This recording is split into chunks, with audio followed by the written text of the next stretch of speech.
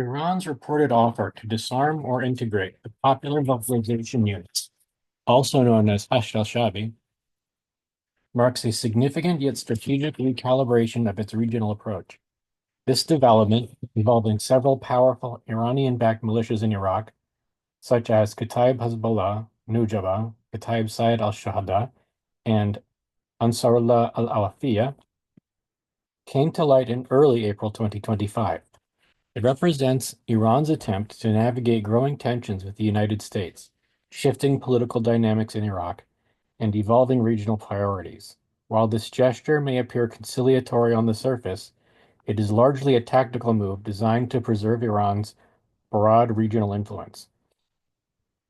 A key driver behind this shift is the rising pressure from the United States, which has warned Iraq of potential military strikes unless militias like those within the PMU are disbanded.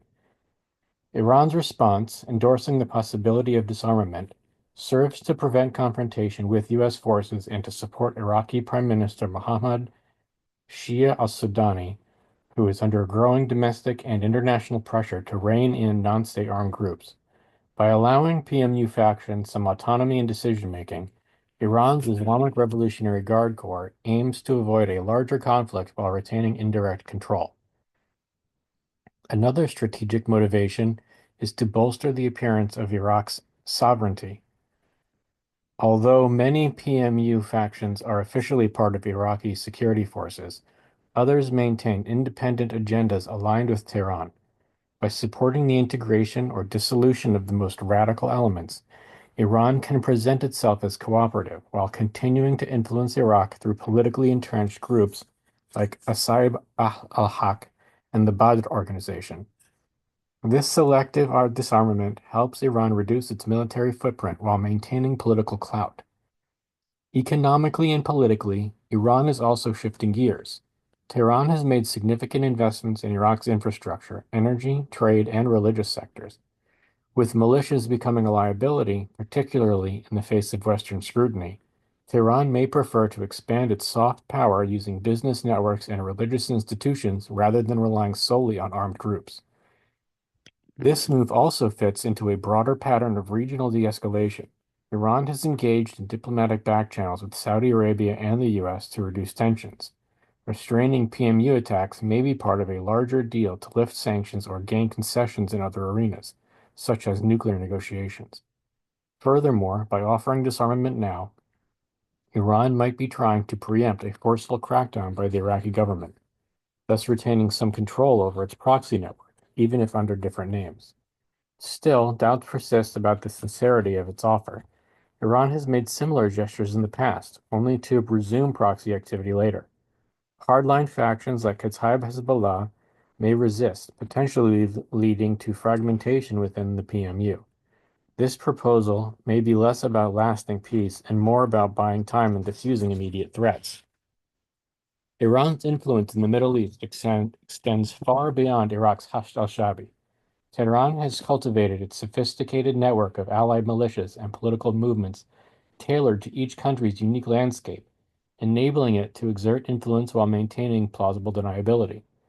This network spans Lebanon, Syria, Yemen, and the Palestinian territories, and serves Iran's core strategic objectives: resisting American and Israeli dominance, maintaining key supply corridors, and projecting regional power without direct confrontation. In contrast to its maneuvering within the PMU, Iran's approach to Hezbollah in Lebanon illustrates a starkly different strategic calculus. While the PMU is somewhat integrated into Iraq's formal structures and thus somewhat dispensable, Hezbollah is deeply embedded in Lebanon's political and military landscape.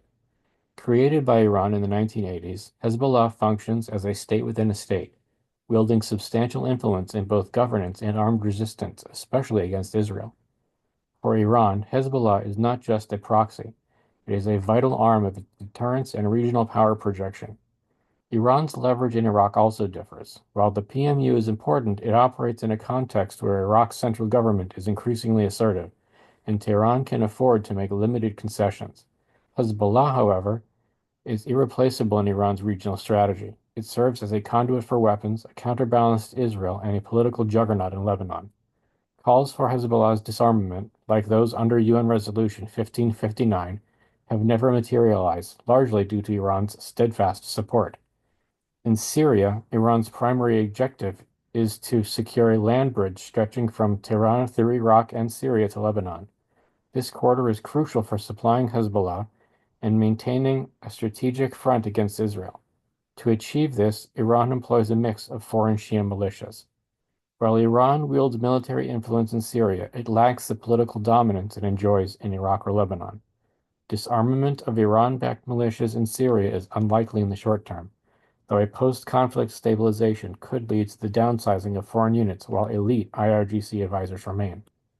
In Yemen, Iran's support for the Houthis, Ansar Allah, is a low-cost way to pressure Saudi Arabia and the United States. The Houthis are not fully controlled by Iran, but are aligned in opposition to shared adversaries. Due to geographic and logistical constraints, including a Saudi-led blockade, Iran's support is more symbolic and advisory than logistical. Should Yemen reach a lasting peace settlement, Iran might reduce support for the Houthis, but would likely retain influence for leverage in future negotiations. Iran's approach to the Palestinian territories is more ideological and symbolic than operational. It supports both Hamas and Palestinian Islamic Jihad as part of the so-called axis of resistance against Israel. However, Iran exercises limited control over these groups. Hamas, a Sunni Islamist group, has an independent agenda and has clashed with Iran in the past, notably over Syria. PIJ, by contrast, is smaller and more closely aligned with Tehran. Iran views these groups as essential tools for keeping Israel under pressure, and disarmament is not a realistic option. Even if Hamas moderates its stance, Iran would likely continue its support for more hardline groups like Palestinian Islamic Jihad. Iran's offer to disarm parts of the PMU should be seen as a pragmatic adjustment rather than a fundamental shift. Tehran is likely attempting to reduce military pressure, stabilize relations with Baghdad, and pivot toward political influence in Iraq. Meanwhile, Hezbollah remains untouchable, as does Iranian support for Palestinian resistance groups, though which it supports can change with the times. Iran's support for the Houthis in Yemen, on the other hand, is open to negotiation. These differences reflect Iran's ability to tailor its proxy strategies based on each country's political landscape, and its unwavering commitment to maintaining a powerful footprint across the Middle East. When comparing Iran's proxies, a clear hierarchy emerges. Hezbollah in Lebanon remains Tehran's most important and deeply entrenched asset, effectively untouchable and indispensable. Iraq's PMU is flexible and can be partially disarmed or restructured if necessary, without significantly undermining Iran's regional posture. The Houthis are useful but expendable in a diplomatic resolution, while Iran's presence in Syria is required to supply Hezbollah in Lebanon. In Palestine, Israel's involvement is ideological and opportunistic, with less direct strategic value. Ultimately, Iran's willingness to negotiate regarding the disarmament of certain al-Shaabi militias in Iraq is not a retreat, but rather an astute, strategic, and pragmatic adjustment made in anticipation of shifting regional power balances.